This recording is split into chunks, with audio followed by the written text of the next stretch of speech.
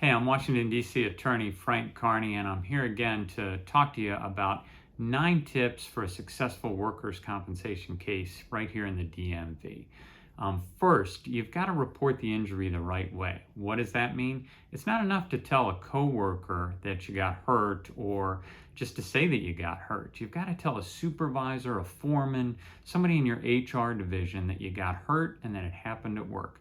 A lot of people are embarrassed when they first get hurt, or they don't think it's that big of a deal. So maybe they just say, oh, my back's been hurting me, or something like that. That's not enough. Tell them what happened, specifically what happened. If they have an incident report or a work injury form, fill that out and be specific. Try to get it in writing. Maybe you send them an email or a text, but make sure it says, I got hurt at work. If you're a nurse, for example, I got hurt at work lifting and turning a patient, or a construction worker. I got hurt at work when hurt my knee at work when a step, collapsed when I was going down the prefabbed stairs. Those sorts of things. Tell them what the injury is and how it happened. Second, file your claim in the right place.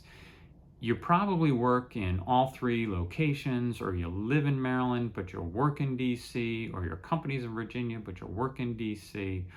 You've got to file your claim in the right place, and here's why.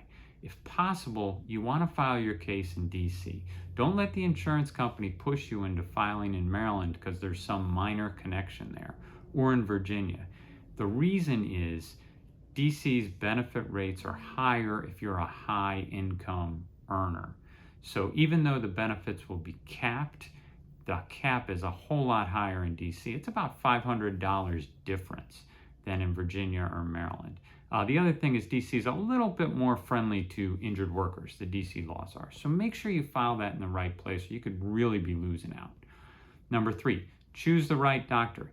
In DC, you've got an absolute right to choose your treating physician for your injury. So do it.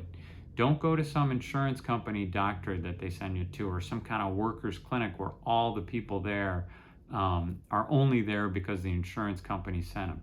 Who do you think they're going to be beholden to? Who do you think they're going to have their best interest of? It's not going to be you, it's going to be the insurance company. Virginia's a little bit different. They give you a choice of 3 doctors that you choose from, and in Maryland as well, you can choose your own doctor.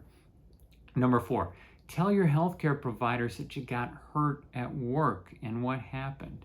You'd be surprised at so many people who go to the doctor and just say, oh, my back is hurting, or the doctor doesn't write it down, or the doctor doesn't get it. So if you go to urgent care, if you go to a hospital, if you see your primary care physician, if you go to a specialist, make sure you tell that doctor that you got hurt at work, what you were doing, and what those injuries are, and all of the injuries that you have, so that the doctor then can put that in those records and you can get the treatment that you need for it. Number 5, get a disability slip. This is critical. If your doctor says you can't work or you have restrictions due to your injury, get that in writing from the doctor and make sure you get that to the insurance company or to your employer. That's critical. A lot of times the doctor's secretary or nurse will say, hey, don't worry about that. We'll put it in the doctor's notes. We'll type it up. We'll send it to the insurance company. We'll send it to your lawyer. We'll send it to your employer, whomever.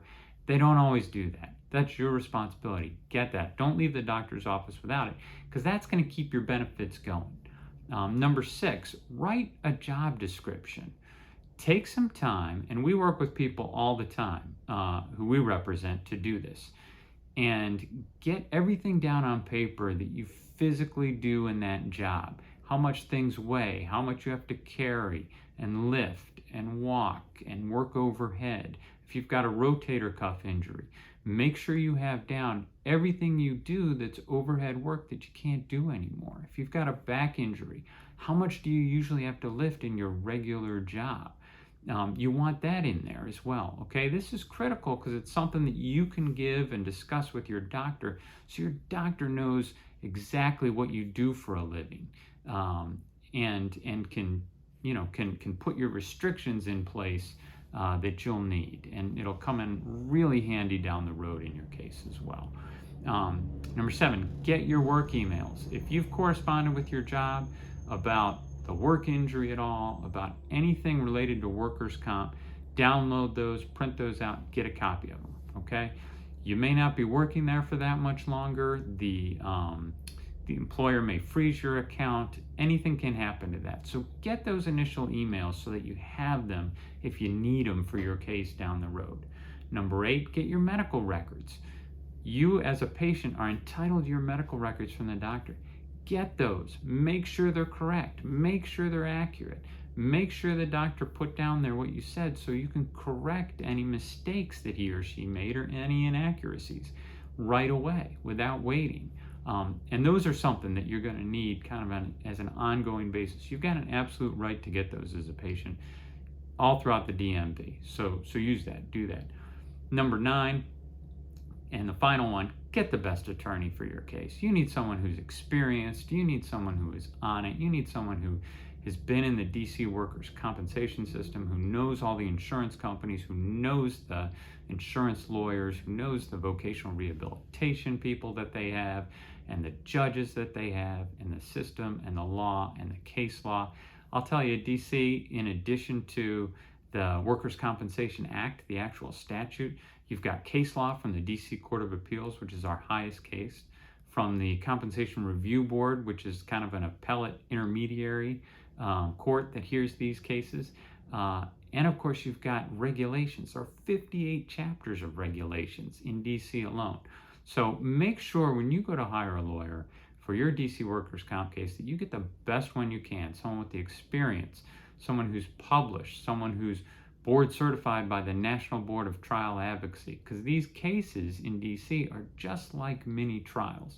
So do everything you can to do the research, talk to that person, talk to their staff, talk to their office, make sure that they can help you and your family, because you deserve the best for a serious work injury. I'm Frank Kearney. I really want to thank you for watching this and listening to this, and those are your 9 tips for a successful workers' comp case in the DMV. Thanks.